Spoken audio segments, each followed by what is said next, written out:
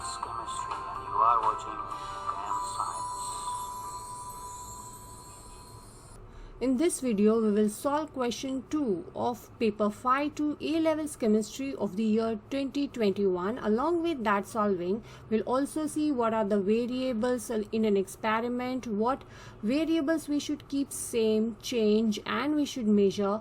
What are the different measurements we should be considering while planning an experiment? We will also see about the errors and accuracy of an experiment, and we will also see how to plot a graph from the given readings. What about the gradients of the graph? How is it useful? And how can we draw conclusions from our calculations and the graph? We have already solved question 1 in our earlier video, and now let's go ahead with question 2, where it says that halogenoalkanes undergo hydrolysis with aqueous sodium hydroxide to form alcohols, and here is an equation given for it, where a bromobutane is being reacted with sodium hydroxide to form butanol and sodium bromide. So, a student carried out an experiment to compare the rate at which 3 halogenoalkanes, 1 chlorobutane, 1 bromobutane, and 1 iodobutane undergoes hydrolysis. The method used was as follows. So what is the student trying to compare? It's trying to compare the rate of reaction of 3 different haloalkanes with sodium hydroxide, and at what rate does the reaction takes place in 3 different halogenoalkanes. So here is the procedure, where it says that place a 5 centimeter cube sample of each halogenoalkane in a separate test tubes. Add 1 centimeter cube of organic solvent to each test tube. Then add 2 centimeter cube of aqueous sodium hydroxide to each test tubes. Add 3 drops of acid-base indicators to the mixture. Heat the test tubes in a thermostatically controlled, electrically heated water bath. And then finally, record the time taken by the indicator to color change the color. Okay, here the sub question says, give 2 reasons why the experiment was carried out using electrically heated water bath. Now here it's mentioned clearly in the second last step that the test tubes were heated thermostatically controlled, electrically heated water bath. So this means that in this procedure we are not using direct heating with the help of a flame. No direct heating with the help of a burner of the water bath. So let's first have a look at what are the reagents being used where we can't use direct heating. So here we know that there are halogenoalkanes. Now the lower chains of the halogenoalkanes are always flammable. So that can be one of the reasons. So we can say that the reagents used or the substances used, reagents used are flammable. That is one of the reason that the reagents used here, the involved here in this reaction are flammable. So we can't use a flame. So we need to use it electrically heated water bath.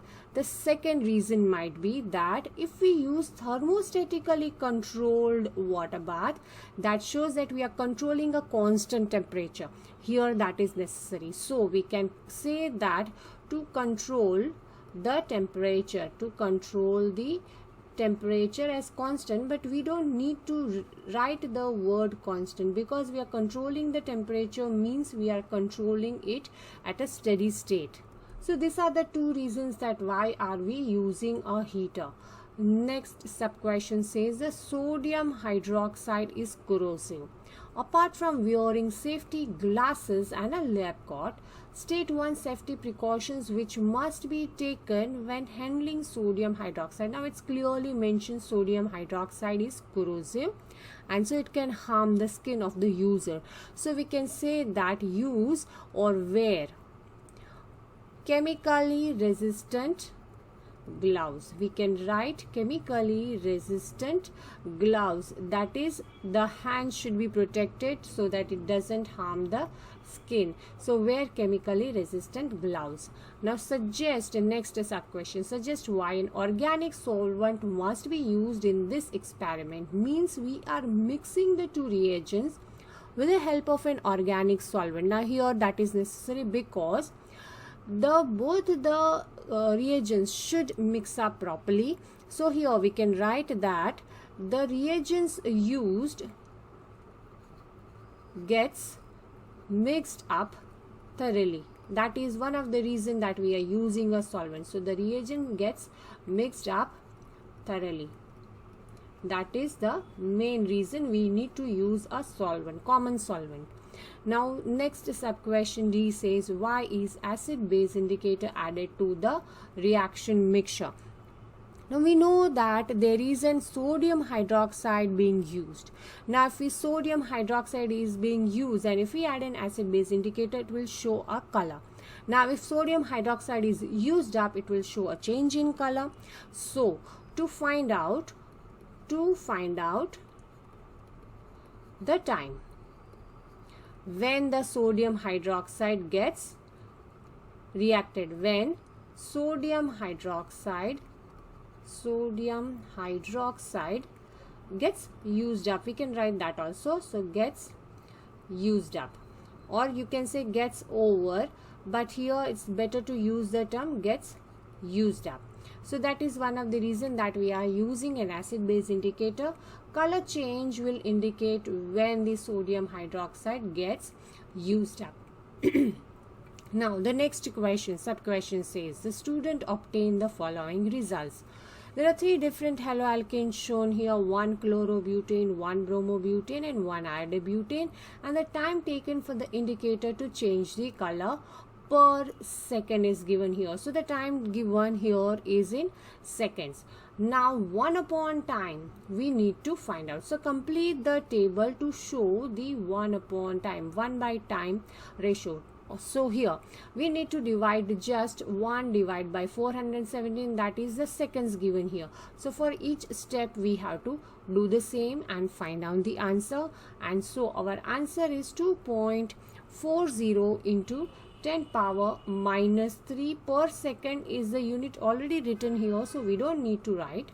The next is 1 divided by 238 and our answer is 4.20 into 10 power minus 3, and the next answer should be 7.41 into 10 power minus 3. So this is the answers for all the table given here. Now you can note down that I have written the answers in 3 significant figures. Though it is not written in the question, it is always advisable to write the answers in 3 significant figures. So even if our answer is 2.4, we need to write 2.40. So 3 significant figures answer is needed. Okay, next let's go ahead with the second part. 1 upon time, that is 1 to time ratio, can be used to represent the rate of reaction. Suggest what the ratio values tell you about the trend in the carbon halogen bond enthalpies. So for that, let's have a look at the values which we have calculated here. We can see that 1 upon time is actually the rate of reaction that's already mentioned in the question. So if we look at the values, we can see that the values increases from the chlorobutane to iodobutane. That shows that the rate increases. So we can say that the rate of the reaction increases, and if the rate increases from chlorobutane to iodobutane, that indicates that the bond enthalpies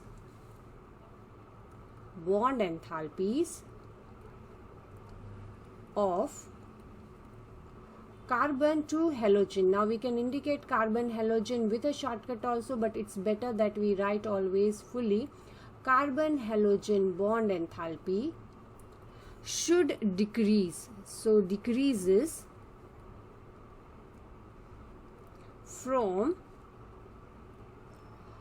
CCl bond, that is carbon chloro bond, to carbon iodo bond, because if this bond is weaker, then the bond will easily break and the rate of reaction will be higher. That is the main concept. If the bond is weaker, it's going to break easily, and the reaction will occur faster. So if the rate is faster for iodobutane, that shows that Ci bond is weaker than CBr bond, and it is the Cl bond is the strongest. So that's why we say that rate increases and the bond enthalpy of carbon halogen decreases from CCl to Ci bonds. The next sub-question says, identify one additional variable that must be controlled in this experiment.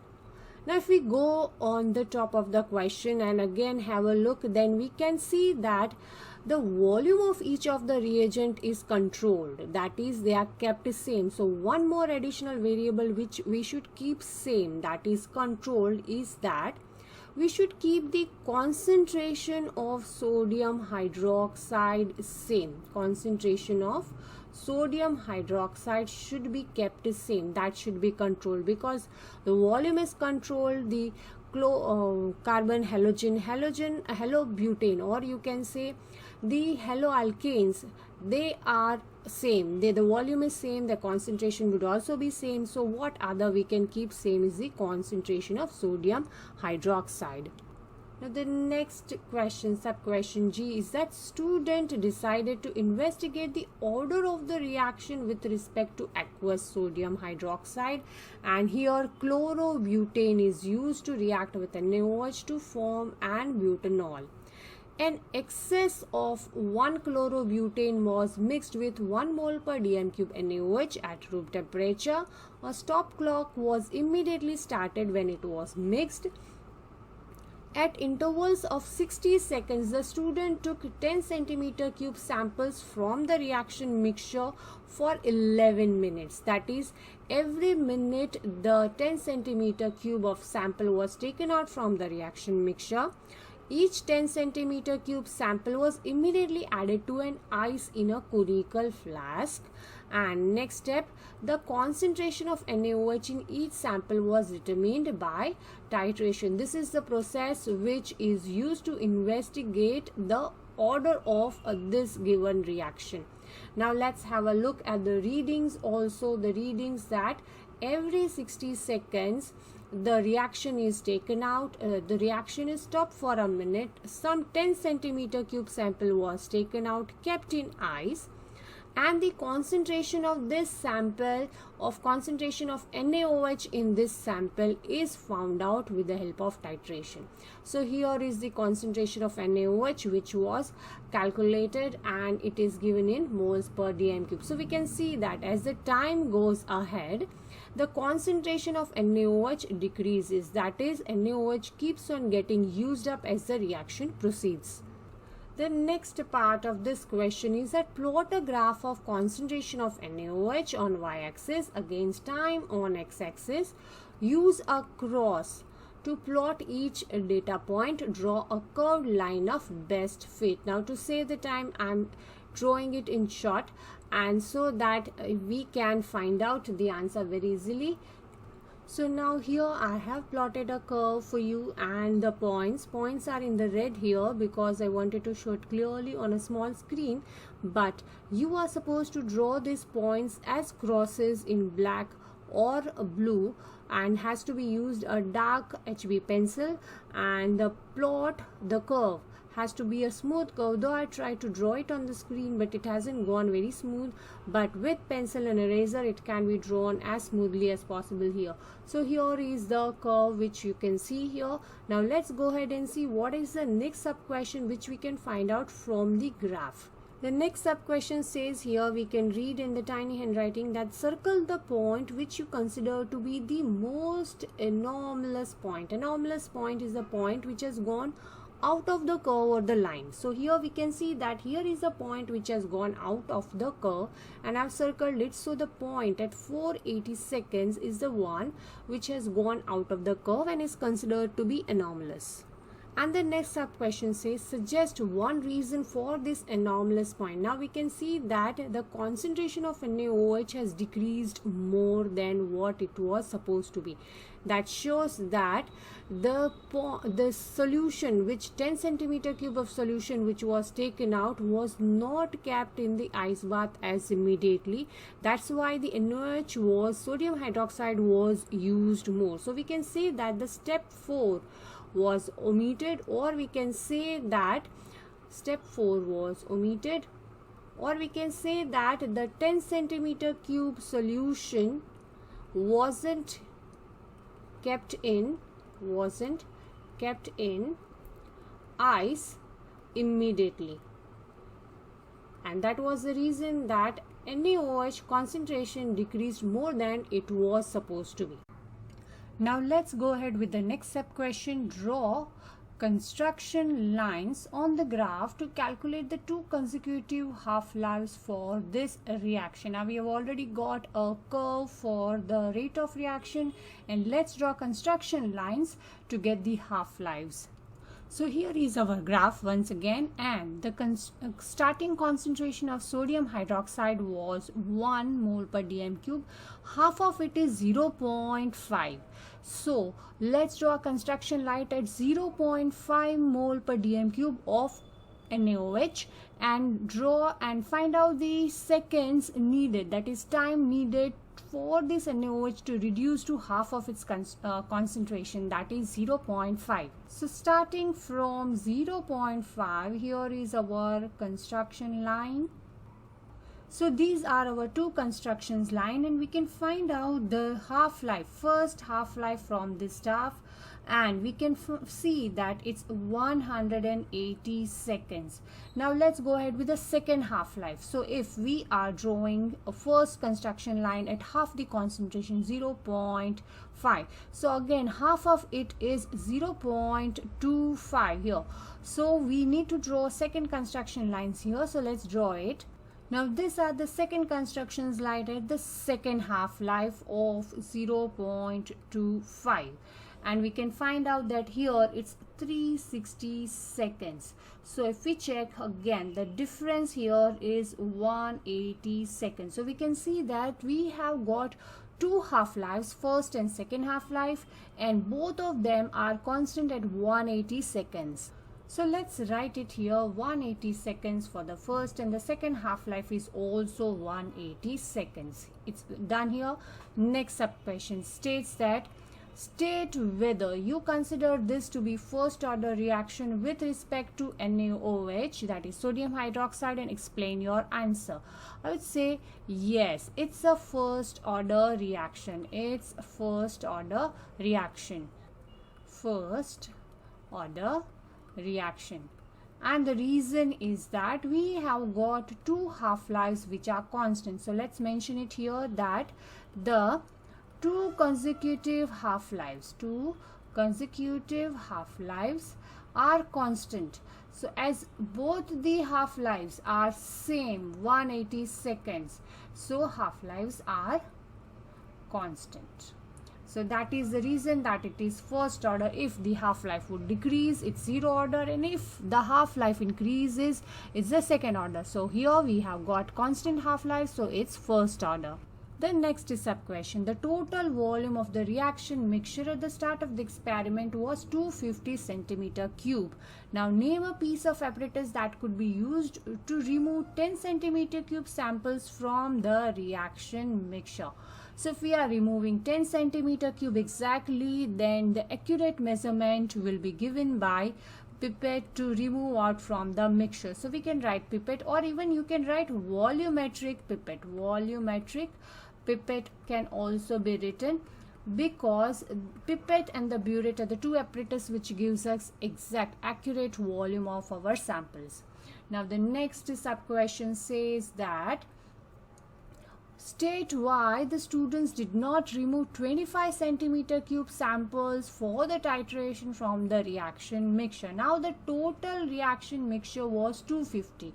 If we remove out 25 centimeter cube every time for 11 minutes, then we would say that the volume of the reaction mixture is not enough, or we can write that the reaction mixture is not enough. I would mention here the volume of reaction mixture is not enough to take 25 centimeter cube of sample every time. Explain why each sample is added to ice in step 4. Now this is to quench the reaction. We can write quench the reaction for some time, or you can say stop the reaction mixture for some time so the reaction does not go on and the concentration of NaOH does not change for the 10 centimeter cube of sample which has been taken out. And so we can measure the exact concentration of sodium hydroxide. So quenching is the process to stop the reaction, and that's why we add it to ice. The last sub question here is, another method for following the rate of reaction is to measure the change in the electrical conductivity. Explain why this would not be a suitable method for following this reaction. Yes, of course, we can follow the change in the electrical conductivity, but here we can't follow it. The reason being is that the electrical conductivity does not change enough. Electrical conductivity does not change enough, or there isn't a change in the electrical conductivity large enough to measure. Does not change enough to measure. So that is the reason that we cannot use this method. Otherwise, if there is a large enough change in the electrical conductivity, we can definitely use this method also. So here is the question 2 of winter 21 paper 5-2, and here you could have seen that we had taken few points in consideration to get the full marks. For example, here you should be knowing what are the different variables to be kept constant, to measure and to change. Okay, so here we had seen that one of the variable which we kept constant earlier was the concentration of NaOH. In the same way, you should be considering such variables when we are planning the experiment. This is one of the point you should be taking care. Now in the graph, see to it that it is plotted properly with crosses so that the points are visible enough, and draw a smooth curve if it is mentioned in the question, or a smooth line if accordingly it is asked in the question. Okay, about the anomalous points, we should also think about the reason that why we have got the anomalous. Thinking of that is very important, because that is one of the question which is asked here in paper 5 commonly.